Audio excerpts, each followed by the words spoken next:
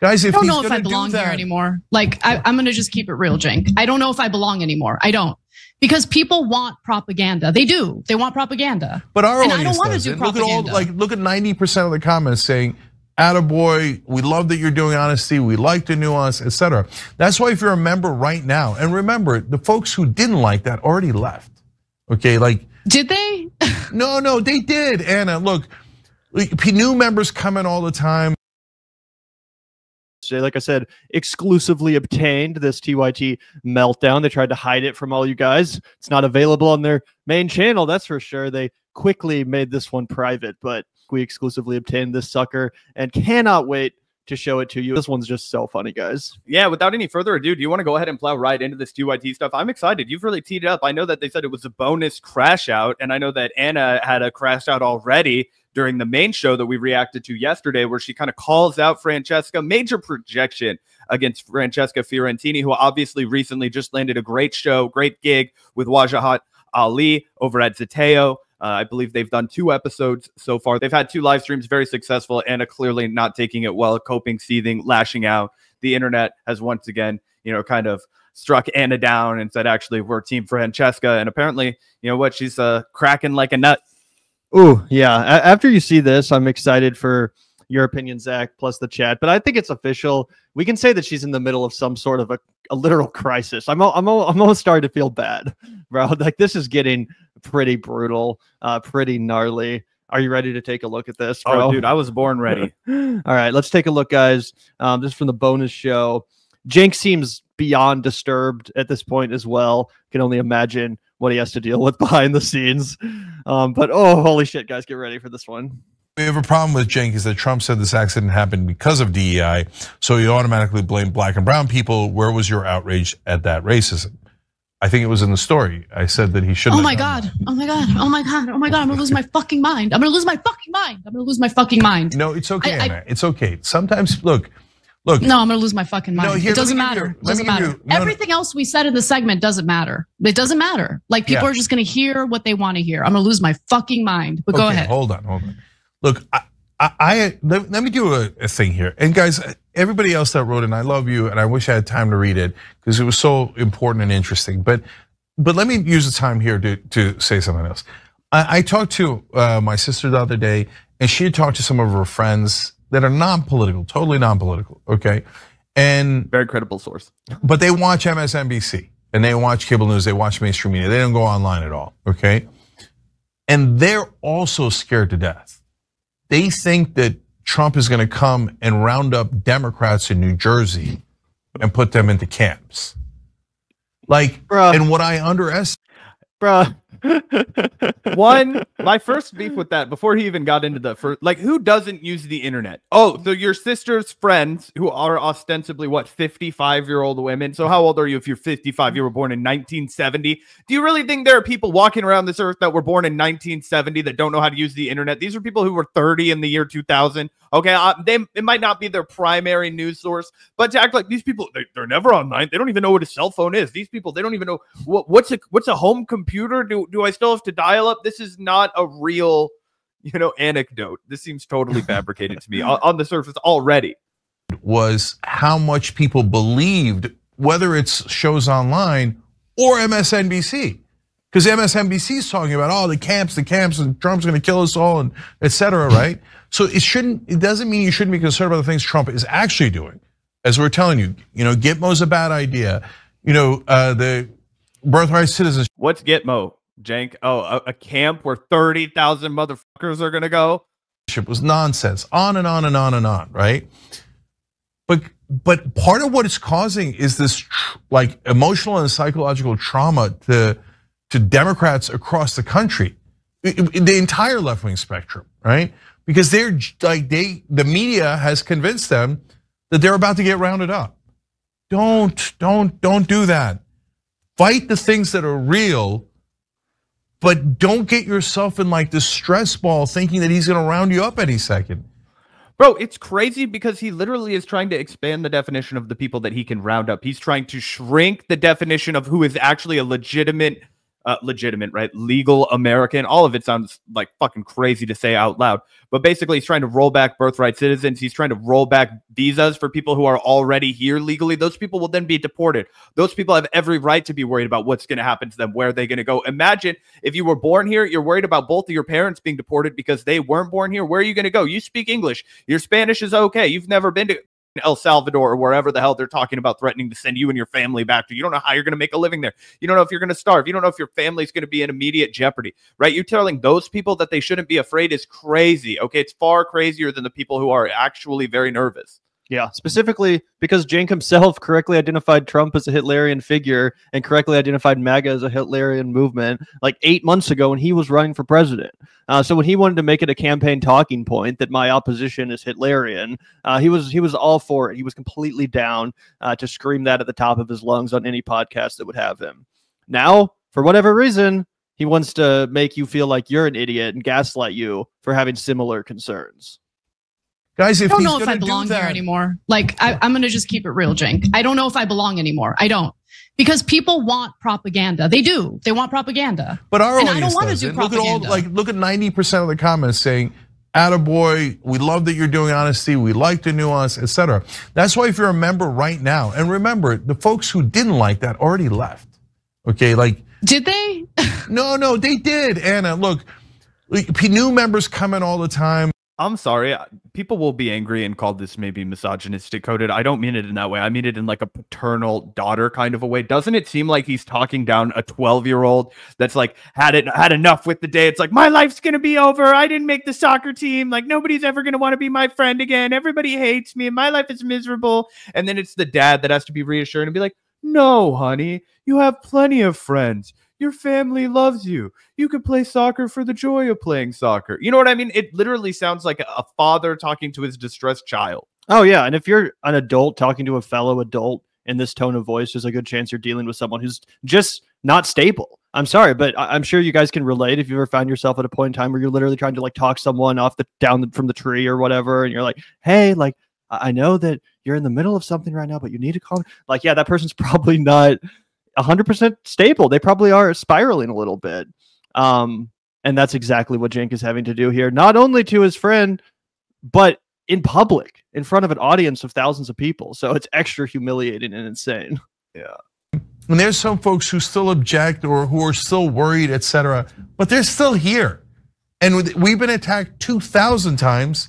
And recently we had about 1,000 of the 2,000 happen all at once and all from our own side. And they're still here, right? So I love those guys. I love all of you out there who had enough faith to stay here, even if sometimes you question us, even if you don't even agree with us on this, but at least you're open-minded enough and patient enough to hear us out to see who's right, who's wrong, what makes sense and not. So, and Anna, at the same time, hold on. Where's the disagreement? No, you hold on. Where is the disagreement though? Seriously, because if I shared anything that was inaccurate, then I want to correct that inaccurate reporting. The problem that and by the way, it's obviously not everyone in the audience. I'm specifically referring to the critics. The criticism is that I had the audacity to even fact check Donald Trump on his claims about the hiring practices, previously for air traffic controllers. I'm not supposed to mention that, right? Because that would go against the kind of propaganda that people are expecting.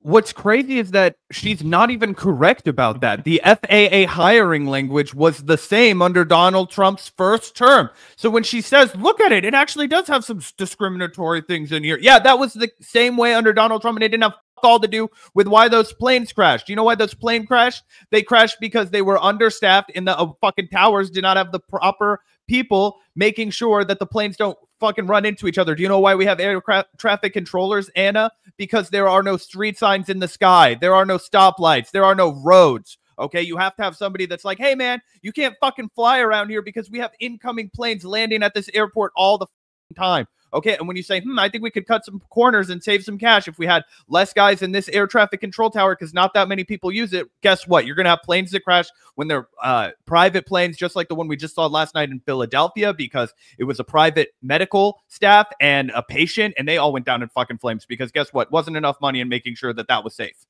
Yeah, 100%. Also, it's just crazy the level at which Ana is bitching and moaning about her job continually on an almost daily basis now at the Young Turks. Like, do I even belong here? All this critics into my audience. Like, someone we talk about on the show is Crystal Ball, obviously, and her co-host Sagar and Jerry over at Breaking Points. And one thing we constantly discuss is how they get beat up by the comment section all the time, every single day, guys. It's crazy. Look at the comment section under any given Breaking Points video.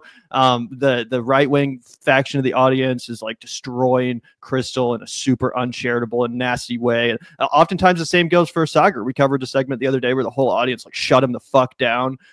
So it's not just like something that happens to Cenk and Ana. She wants to act like she's this victim. Like, oh, everyone else on YouTube has a chat that adores them unconditionally. And they agree with everything that person says. But my audience, you know, it's full of all these disloyal critics, all these turncoats and traitors. They should be here to affirm what I'm saying, but instead they're pushing back on it. How fucking dare they? But again, imagine this energy coming from someone like Crystal Ball, who probably has to deal with twice as much bullshit from her own audience, from her own comment section as the Young Turks. And I know that because I watch the Young Turks. I watch it almost every fucking night to make sure that we can do the show the next day to see what we're missing out on, you know, to see what the vibe is. And yeah, there's some people in the chat making fun and, you know, making the silly and Billy references and bringing up some of the criticism. But for the most part, it's still a perfectly decent, civil chat. It's not like you just open the live chat and it's full of people who hate Ana Kasparian. In fact, she has a decent amount of defenders in the chat, as Cenk referenced just a second ago. So it's just so condescending and unprofessional to sit here.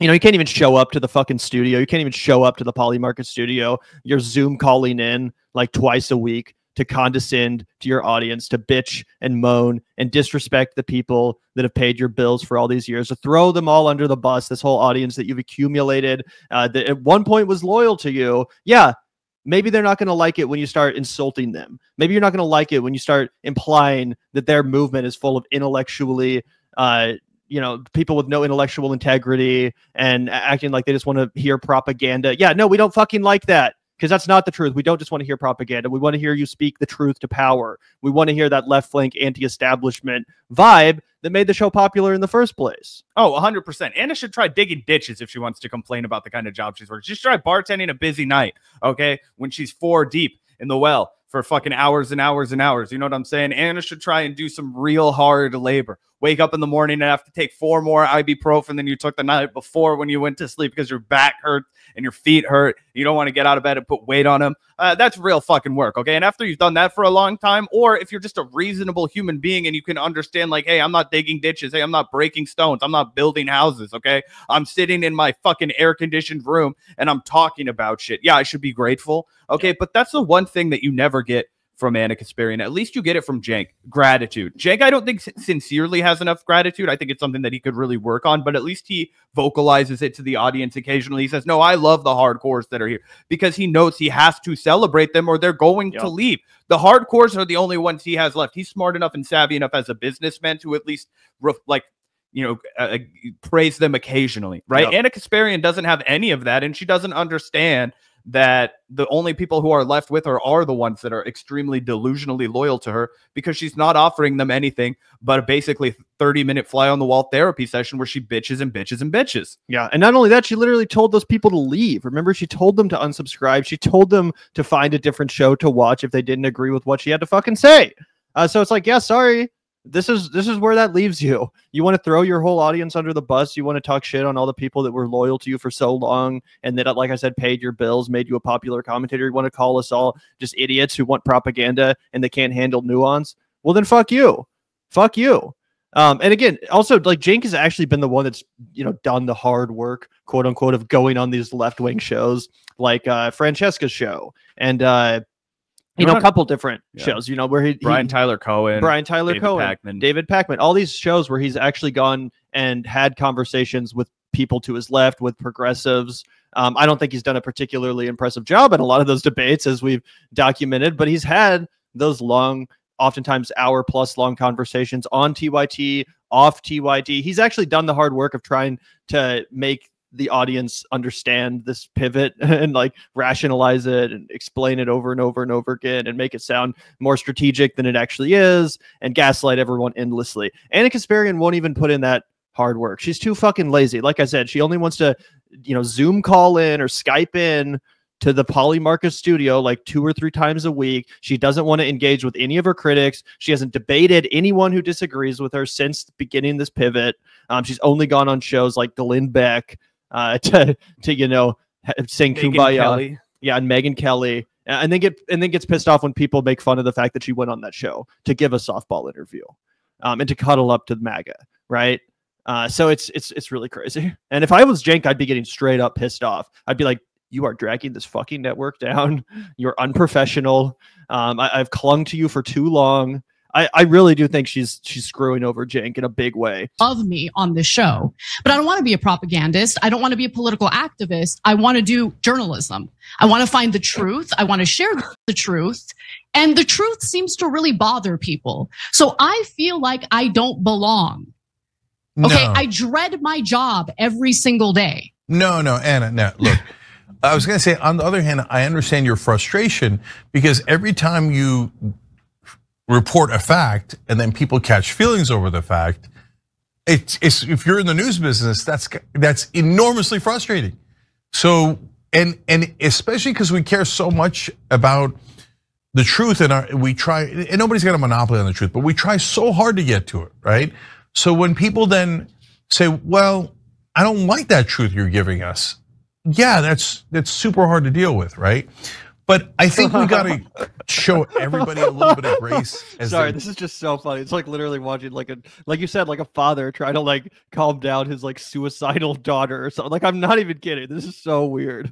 It's like you're watching an after-school special, right? And it's like a single dad has to deal with his daughter after she's had a really hard time in middle school, and all the other girls are mean to her. And it's like, Dad, they were so mean. And he's like, honey, I understand that other girls, they're very cruel, and it's different than boys. And boys, we're mean to each other, but we're more rough and tumble about it. They say it to your face. I know it hurts worse when it's behind your back, honey, but the reality is that you care about being a good person, and you got to put your best foot forward, and you're going to find your people, and you're not going to care anymore about those mean girls. You know, it really is. Yeah, no, it's so crazy. Like, bro, you have to move on at some point. Just do your fucking job.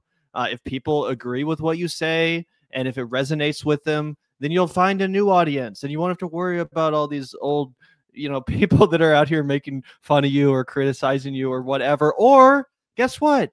You could quit or take a sabbatical. You're, you know, perfectly established in the industry. You're someone who I'm sure has at least the financial security that would afford you a sabbatical. Like I said, take 6 months off. It's not the end of the world. You clearly are in the midst of a professional crisis. You clearly are unhappy at work. You can't even show up to the actual studio. But zooming in twice a week is still apparently so bad for your mental health because you have to see like a Vanguard thumbnail suggested to you by the algorithm or something. It's so bad that, yeah, she can't even keep it together on air. This is a bonus episode. This is supposed to be the chill, fun section of the show for members only, where they have fun and talk about stuff. But she can't even do it. She can't even do it. She's just so obsessed with the negative attention and the criticism. But she also can't win a debate. We all know that. She can't have a critic on to hash this out and beat them in the marketplace of ideas. We all know that ain't going to happen either. So the only thing she can do is bitch and moan in an incredibly entitled way. Yep, it's just tantrum time over here at TYT. Going through what is a traumatic moment for them. And I've come to that conclusion, you know, as I've seen the trauma, as I've seen people like, because remember, Anna, they got misled, whether it was someone online or MSNBC doing it 24/7. They really thought that Trump is gonna come in and literally set up concentration camps immediately. And it wasn't just going to be for criminal undocumented immigrants or just undocumented immigrants, that he's eventually going to round us all up. No, Cenk, what you don't understand is that a lot of people on the left, we give a shit about those people too, because I don't trust them to label somebody a terrorist, not give them a trial, not give them a lawyer, not give them a jury, anything like that. Chuck them on an island somewhere and say they're criminals, let them rot for 40 years. Yeah, that ain't the America that I'm fucking aiming for, pal. That ain't what I conceived of when I was growing up and looking up at the flag and doing all the fascist shit like Pledge of Allegiance, okay? I was thinking, man, maybe we should have equality. Maybe we should fight for the rights of others. I don't know what the fuck was going through your head when you thought, oh, I'm only going to care about my white neighbors. I'm only going to care about the people that the government tells me have paperwork. But most people on the left, they're not satisfied with that response. And you're in total ambivalence and misunderstanding of that matter right here reflects everything that's making your network fall apart. And so John made a good point here. I don't mean to throw you under the bus, John, by bringing you into he's stage managing today. And it's not Idroll, it's our stage manager, John. And he said, look, remember when the right wing believed that Obama was gonna round everybody up into FEMA camps and then it never happened? Like just if it doesn't happen, remember who told you that the concentration camps already existed and it was definitely gonna happen, etc. We want, because the folks who are here now, you guys actually care. Open mind, open hearts, right? So I love that you've got that open mind. Make sure. I would love to see a transcript of what he just said because it doesn't really make any sense. Yeah, I've listened to this 3 times now, and I have yet to understand what he even meant by that. That you maintain that, and we maintain discipline about what's real and not real, what's true and not true. So and guys, there's a million options. Like these days, in my opinion, because of the algorithms, if you want propaganda, oh my God, you have a million options. They'll tell you whatever you want to hear. Oh, of course, the concentration camps are here and this and that and the other thing. And yeah, that's not the propagandist. That's the president of the United States that said he was going to do that. Okay, pal? Yeah, and also don't act like you didn't spend the first 4 fucking years of Donald Trump doing exactly what you're now accusing other people of doing, which is jumping on the most hysterical bandwagon you possibly could, Russiagate, so you could capture all of fucking Rachel Maddow's viewers who figured out how to use YouTube. You know, the ones that were young enough to figure out how to log into youtube.com. And they're like, oh, this is kind of like Rachel. Let's watch Cenk every night after Rachel's off air. You know, that was your whole fucking vibe, your whole shtick, your whole job for 4 years. You never retracted. You never apologized. In fact, you shamed other people who pointed out the obvious stupidity and clownish nature of that conspiracy theory.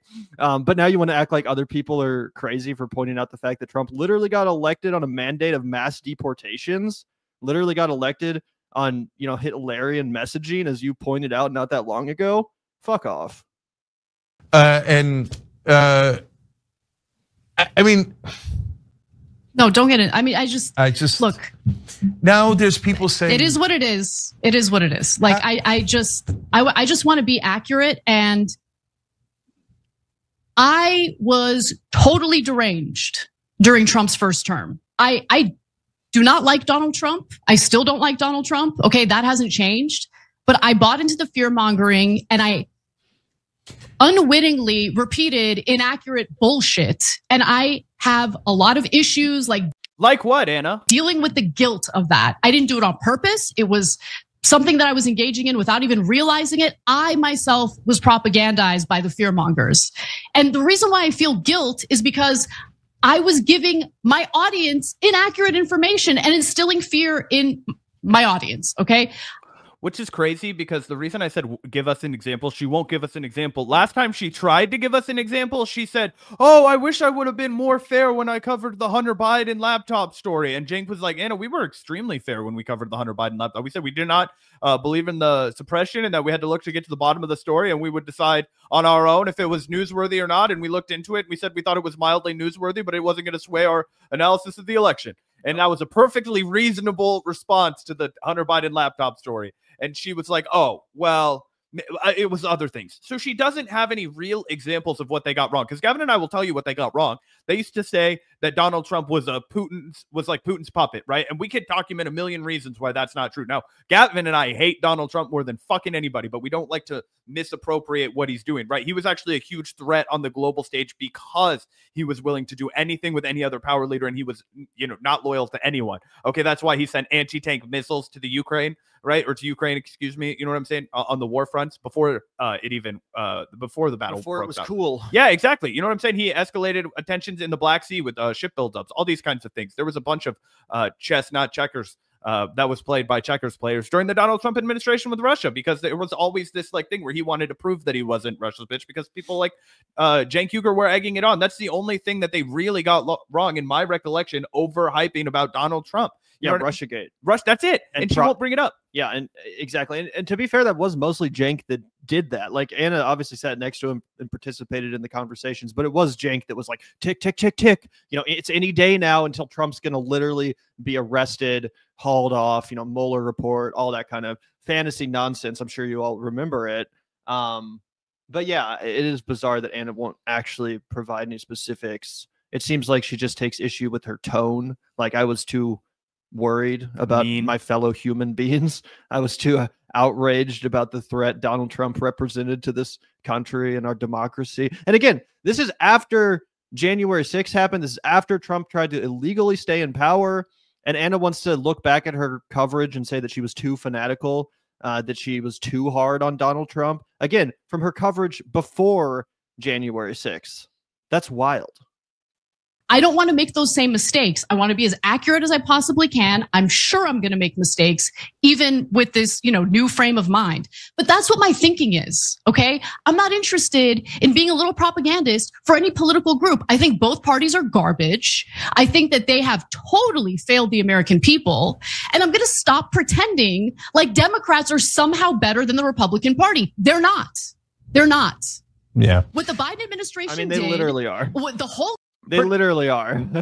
Pretty inarguable. Yeah, I'm pretty sure all the horrific shit, all the chaos and just complete, turning this fucking government over to Elon Musk. Are you kidding me? Some of the stories that have come out about people that have worked in this government for like 40, 50 years as nonpartisan folks that have resigned or been fired over the last 2 weeks is crazy, guys. People that, again, have held this fucking country together, held the ship on course to the best extent for fucking like my entire lifetime. Nonpartisan people are being fired or are quitting because of the fact that Donald Trump is turning over this country and its economy to robber barons like Elon Musk.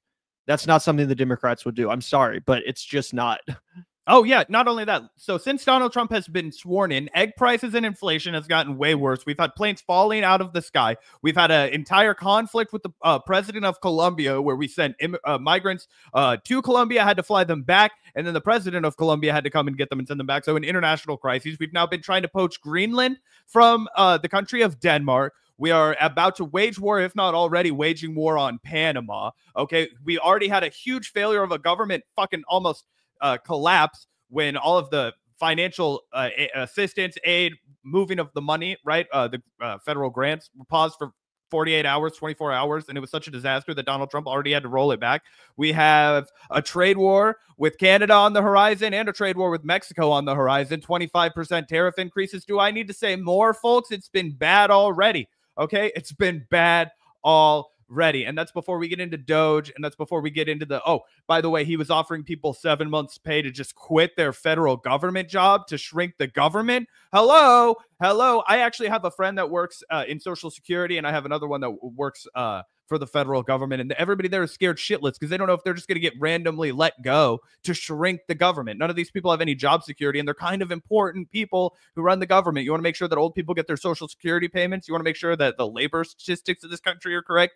Those things matter. You know what I mean? They're not just, things on the margins. Cover up of Biden's mental health was absolutely abhorrent.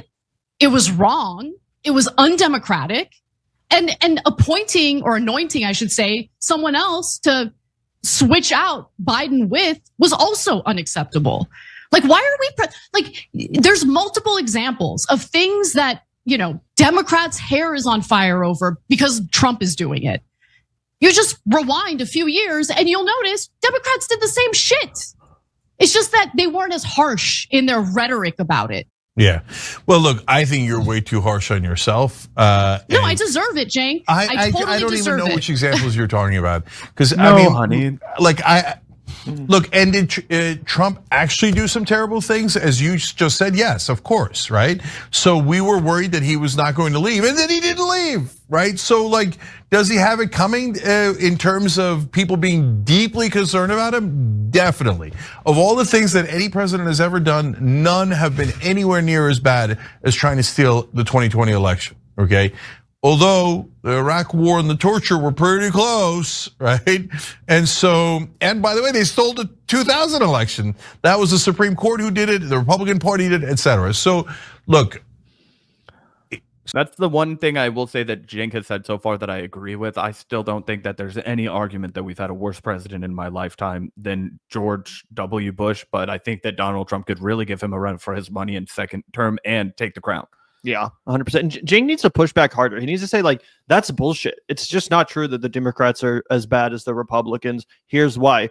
As he said, no other president, let alone a fucking Democrat, has tried to do what Trump did, staying in power. So again, I think you're too tough on yourself in how we covered the first term. We're being as accurate as humanly possible here, but it is true that you have to challenge your own assumptions, challenge your own bubble, because sometimes the stuff that you're hearing isn't right. And now, especially these days, because God, people want to please their own audience so badly, because then you see the numbers go up, and it's almost like Squid Games as it goes, and the money piles up. They're like, yes, yes, yes, yes. Of course, Kamala Harris actually won. Donald Trump is actually Hitler. Hitler has already come. They're already killing the Jews and the Chinese, or whatever. Like, and ding, ding, ding, ding, ding, money goes up, and they're like, yes, yes, yes. What else do you want to hear? Guys, by the way, smart. Yeah, that's you guys. You're all the dumbasses that he's talking about. You're all the fucking people that Cenk thinks is so dumb. You only listen to us because we spoon feed you talking points. They think you're all little bird-brained village idiots for Gavin and I to just, gobble up a bunch of garbage and spit it back into your mouths because you're so stupid you can't think for yourself. Yeah. Also, it's just so annoying to hear Cenk again accuse everyone else of being in this for money and profit when, again, you're in the fucking Poly Market studio, bro. You took $20 million from Katzenberg, and you want to sit here and act like everyone else is basing their media company and basing their programming decisions off of ding, ding, ding, ding, ding, ding, ding. Where's the money? Where's the money? That's literally you, bro. You've destroyed your own network in pursuit of profit. Yeah, literally peak projection. Whole thing, but good folks are doing this, and that's why I'm like, oh my God, what are you doing? What are you doing? Kamala Harris didn't actually win. So there's this insane theory that she got 3.5 million votes, but just decided not to count them. No, that's not the theory at all, you dumb shit. You fucking lying twat. Okay, the reality is that there were 3.5 million people who were no longer registered to vote thanks to just absolutely discriminatory, regressive, fascist Republican gerrymandering and voter suppression laws. And then on top of that, there was a giant hurricane that hit North Carolina about a month before the fucking elections.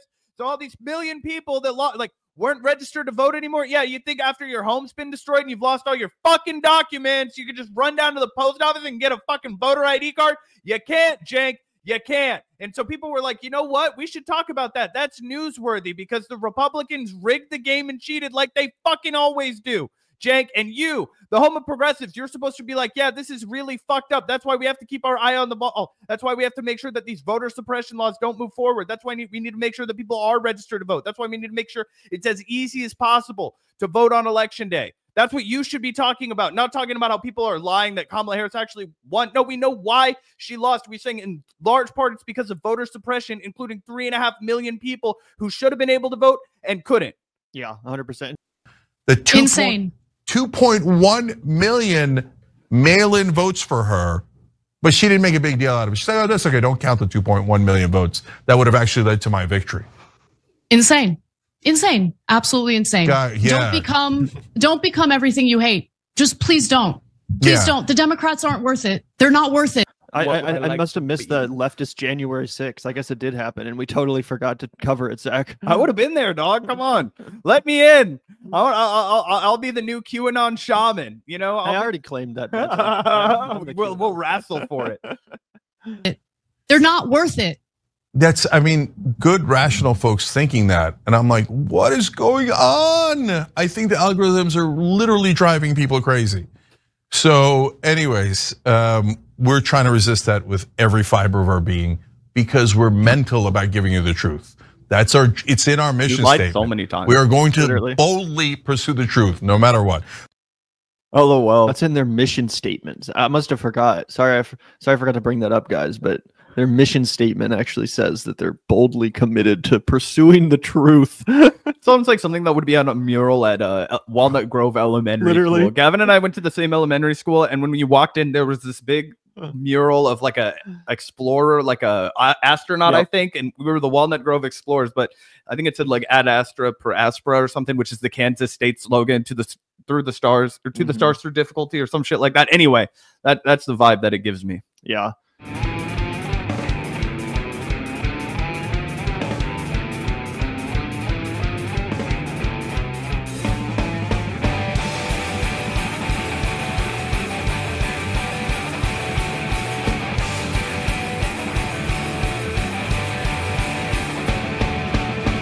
Look out the door if you hear an ambulance.